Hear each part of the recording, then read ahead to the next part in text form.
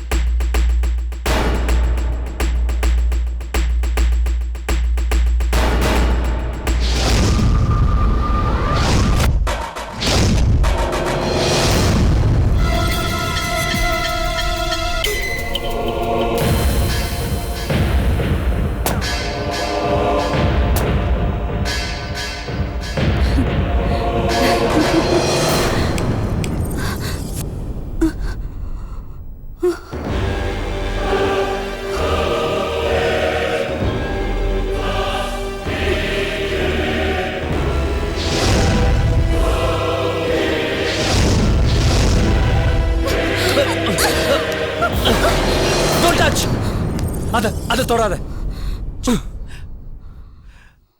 நான் டாக்டருக்கு படிச்சவங்கிறதுனால எனக்கு வேற எதுவும் தெரியாதுன்னு நினைச்சியா? நீ ஒரு போலி டாக்டர். அது எனக்கு முன்னாடியே தெரியும். உன் சர்டிபிகேட்ஸ் எல்லாம் போலின்னு எனக்கு தெரியும்.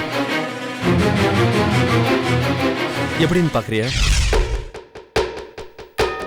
Revati, Yes, doctor. how's he feeling? He's better now, doctor. Show me the chart.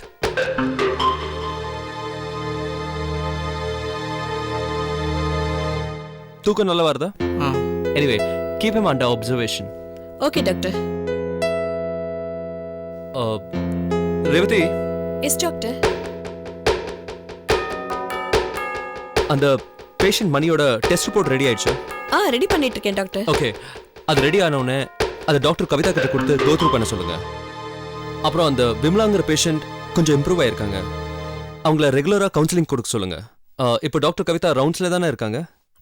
Doctor, அது வந்து என்ன ரேவதி சொல்லுங்க. அது வந்து டாக்டர் கவிதாவோட ஆக்டிவிட்டீஸ்ல எனக்கு ரொம்ப டவுட்டா இருக்கு. ஏன், என்னாச்சு? Any problem?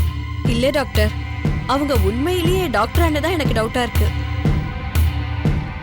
என்ன ரேவதி என்ன சொல்றீங்க? ஆமா டாக்டர், சாதாரணமா ஒரு ஊசி போடவே அவங்களுக்கு தெரியல. நம்ம யாராவது பக்கத்துல இருந்தா பெட்லயோ தலகாணிலயோ ஊசிய குத்திட்டு பேஷண்ட்டுக்கு போட்ட மாதிரி பாவலா பண்றாங்க. அன்னைக்கு அப்படிதான் ஐவி இன்ஜெக்ஷனை தப்பா இடுப்புல போட போனாங்க. நாங்க போடக்கூடாதுன்னு சொன்னதுக்கு எனக்கே கத்து கொடுக்கறியான்னு என்ன சத்தம் போட்டுட்டு போயிட்டாங்க. எனக்கு என்னமோ அவங்க உண்மையான டாக்டர் இல்லையோன்னு சந்தேகமா இருக்கு டாக்டர். ஓகே ரேவதி, இந்த விஷயம் நம்மளோடயே இருக்கட்டும். நான் அவங்க யாருன்னு கண்டுபிடிக்கிறேன். நீங்களும் கொஞ்சம் கேர்ஃபுல்லா வாட்ச் பண்ணுங்க, சரியா? Okay doctor.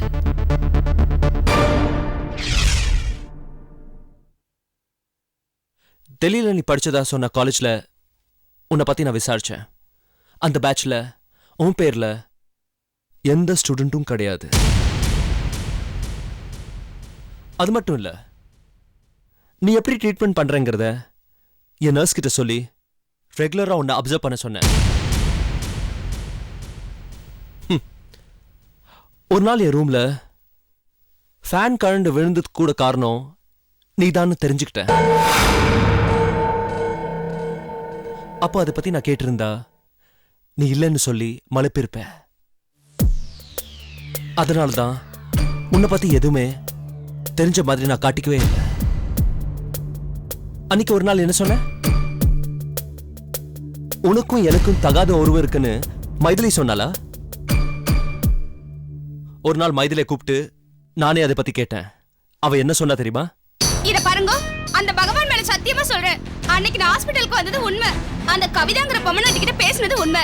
ஆனா உங்களுக்கு பாருக்கும் இருக்கிற குடும்ப பிரச்சனையை தான் பேசுறேன் ஒழிய அவளையும் உங்களையும் சம்பந்தப்படுத்தி நான் எதுவுமே பேசல.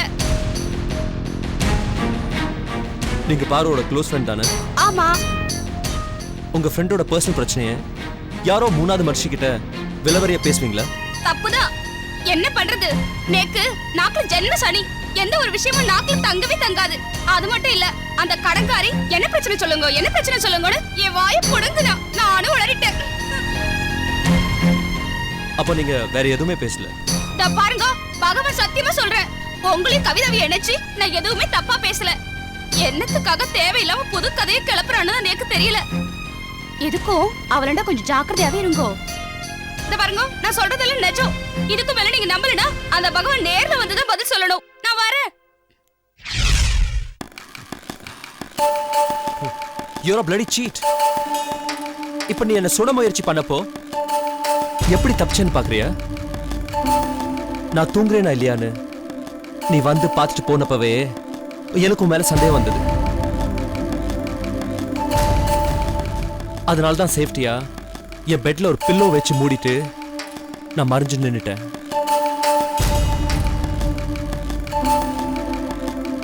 சரி, அந்த கையில என்ன பேப்பர்?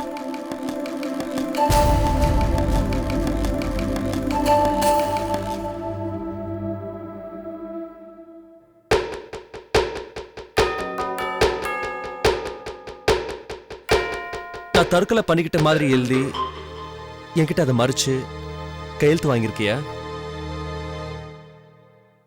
எல்லாத்தையும் தெரிஞ்சுதான் நானும் கையெழுத்து போட்டேன்.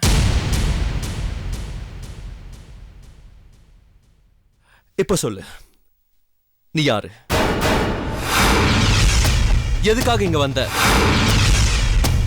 என்ன கொல்ல சொல்லி யார் உன்னை இங்க அனுப்புனது? சொல்லு. நான் கேட்டா நீ சொல்ல மாட்ட, போலீஸ் கேட்டாதான் நீ சொல்லுவ. பாய்ஸ், இவள ஜாகிரதையா கூட்டிட்டு போய் போலீஸ்ல ஹேண்ட் ஓவர் பண்ணுங்க. பின்னாடியே நான் லாயர் அழைச்சிட்டு வரேன்.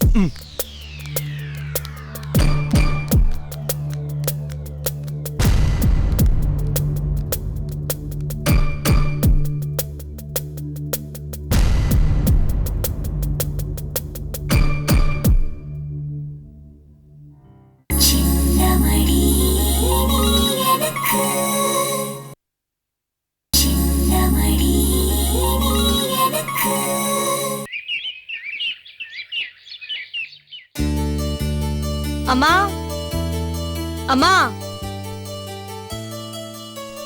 என்ன பாரு, என்ன ஸ்கூலுக்கா போற? அப்ப போயிட்டு வினோத்து கூட்டு வரதுக்கு? இல்லம்மா, நான் ஹாஸ்பிட்டல் வரைக்கும் போயிட்டு வந்துடுறேன். ஹாஸ்பிட்டலுக்கா? எதுக்குமா? நான் அவரை பார்க்க போறேன். உன் புருஷனியா? பார்வதி, உனக்கு என்ன பைத்தியமா பிடிச்சிருக்கு? இல்லம்மா, என்ன புடிச்சிருந்த பைத்தியம் விலகிடுச்சு. இப்பதான் நான் தெளிவா இருக்கேன். அப்பா சொன்ன மாதிரி இதுக்கு மேல என்ன ஏமாத்திக்கிறதுக்கு நான் விரும்பல. என்னதான் அவரை புரிஞ்சுக்காம சந்தேகப்பட்டு நான் வெறுத்திருந்தாலும் என் கழுத்துல இருந்து தாலிக்குடி நழுவும் போதெல்லாம் நான் பதச்சனே, அதுதான் உண்மை. இதுக்கு மேலயும் அவர் மேல அக்கறை இல்லாத மாதிரி என்னால நடிக்க முடியாது.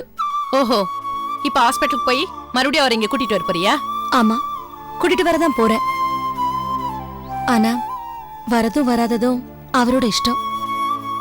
நான் பண்ண தப்புக்காக அவர் காலில் விழுந்து மன்னிப்பு கேட்க போறேன்.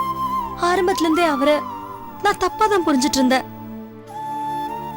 கேவலம் அந்த வேலைக்காரி விஷயத்துல கூட நான் அவசரப்பட்டுட்டேன். அப்பா எத்தனையோ தடவை அவரை பத்தி என்கிட்ட சொல்ல வரும்போதெல்லாம் நான் அதை கேட்கவே இல்லை. ஆனா ஈசி ராதாகிருஷ்ணன் சார் அந்த வேலைக்காரி விஷயம் பிரதாப்போட செட்டப் தான் சொன்ன உடனே என்னால எப்படிமா அதை நம்பாம இருக்க முடியும்? அவர் மேல இருக்க கோவத்துல எங்களை பிரிக்கிறதுக்கு பிரதாப் ஒரு பக்கம் முயற்சி பண்ணிட்டு இருந்திருக்கான். வீட்டுக்குள்ளேயே இருந்து எங்களை பிரிக்கிறதுக்காக நீ ஒரு பக்கம் உன் பங்குக்கு முயற்சி பண்ணிட்டு இருந்திருக்க. இல்ல பாரு, எல்லாமே உன் நல்லதுக்காக தான் அப்படின்னு நினைச்சுக்கிட்டு நீ இது வரைக்கும் எனக்கு செஞ்சதெல்லாம் கெடுதல் தான். நான் போய் கண்டிப்பா அவரை பார்க்க போறேன். நான் பண்ண தப்புக்கெல்லாம் அவர்கிட்ட மன்னிப்பு கேட்க போறேன். என்னை ஏத்துக்கிறதும் ஏத்துக்காம போறதும் அவரோட இஷ்டம். நான் வரேன்.